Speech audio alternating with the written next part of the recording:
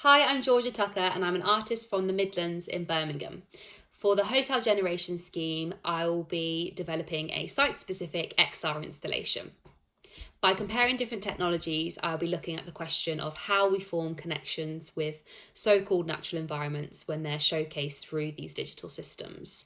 When I think of a natural environment within a virtual space, I think of a designed environment rather than somewhere that exists physically.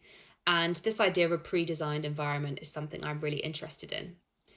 Pre-designed environments exist not just virtually but also physically, and they tend to be a location that was designed with a specific place in mind, like often an enclosed complex with a pre-intended purpose and a navigation that follows that as well. So a physical example of this would be the resort.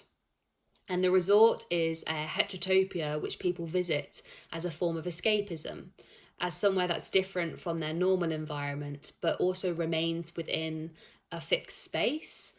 It's interesting because a lot of resorts are built within developing countries or within locations where the external environment is just such a stark contrast to the resort aesthetic. And people actually tend to visit these resorts and not leave the gated complex for the whole time that they remain within these spaces. There is a parallel for me with this and almost like a virtual space or a virtual reality experience or a CGI experience where you are in a reality of a kind, but it's not quite real. And CGI mockups are obviously a tool used by architects and developers in the initial stages of projects. So looking at London City Island development and the regeneration of the land, the CGI mockups were used to show the ideal use of the physical space when visitors are able to go.